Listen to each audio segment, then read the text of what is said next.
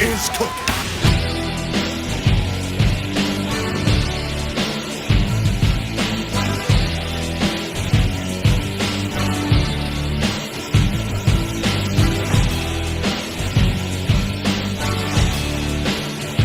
Hello, welcome to Rock Report. I'm Will Shands, Coach Rock, and Coach Rock, just congratulations, being another rival Hot Springs and stuff, and how do you feel? Well, the only thing better than one chicken dinner is two. So beating them back to back, Lake Hamilton and Hot Springs, being the kings of Garland County again. So it's always good to beat those guys. And, what players showed out this week, and offensive, defensive? Man, Miles Macon did really, really well on both sides of the ball, but did really well defensively. And I call him the silent warrior. Is Luke Wrobleski. During the game, you really don't see it, but after the game, when you watch film, man, I think he had like 18 tackles, 12 solo tackles. So he just had a heck of a game. And then, of course, you can always talk about the offensive line and Grady and Ballard and all those guys, but those two guys really stood out. And, and in conference play and stuff and going to the playoffs, how do you feel y'all ended conference? Good with a win against Hot Springs. Did better than last year. We had one loss in conference instead of two. So just any type of improvement from year to year is always good. And, you play Nettleton this week, first playoff game, what's the tone going to be like in practice? Oh, man, it's the playoffs, baby. So playoffs, you got to come intense but stay healthy. So you don't want to kill each other in practice, but you do want a little intensity there. And main thing in the playoffs is just, like I said, stay healthy and then fine-tune some things and get the game plan in and have a little intensity. And, what does Nettleton bring to the table? Nettleton, they come from the East, 5A East. They're the 3 seed, which is good, a good indicator to let you know that they're a really solid, good team. They got a couple of guys that can run the ball really well. They got some good receivers. Big up front, offensively. To go on the defensive side of the ball, I really like their box, which is their linebackers and their D linemen.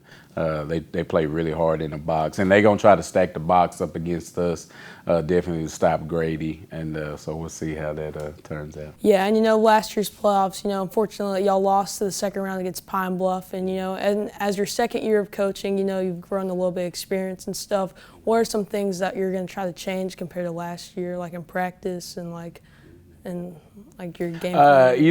As far as practice is concerned, like I said, try to keep the intensity up, but also be smart and not get a lot of people hurt. I know last year I was really big on we're going to practice hard and be intense in practice, and got a few people hurt doing that. So this year I've backed off just a little bit. Still want to be intense, but be smart about it. So that's the biggest difference in going to the playoffs this year. Mm-hmm. Yeah. All right. Thank you, Coach Rock, for your time. Now we'll interview the players.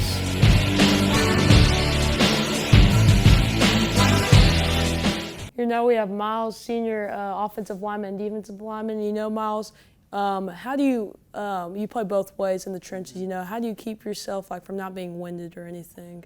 Well, there's really no keeping from being winded, but you just gotta play through it and keep on going as hard as you can for the team. Don't want to let them down because the two positions I play, they're pretty important. So if I'm lacking, then team score and we don't score. So I have to give it my all and just play through it.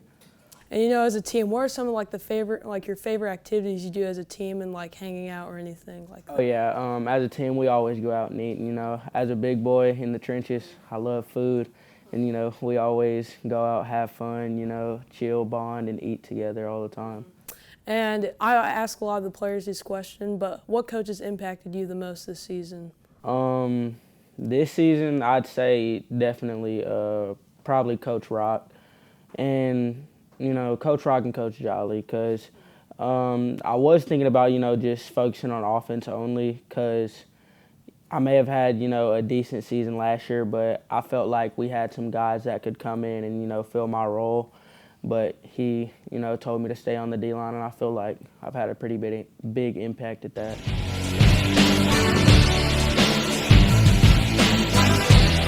Here now for our last interview, we have Luke Wrobleski. And you know, Luke, you're leading in tackles on your team this year, and how do you stay consistent each week? Just kind of watching a lot of film and seeing what kind of offense they run, and just trying to pick up on small stuff that I can read in the game.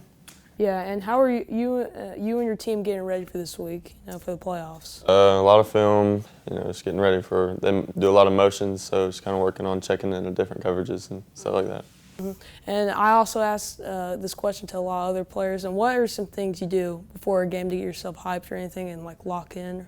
I don't really have many pregame rituals. Just do a little prayer before every game, but other than that, not really. Mm-hmm. All right, thank you for watching the Rock Report. Back to you, Benny and Dylan.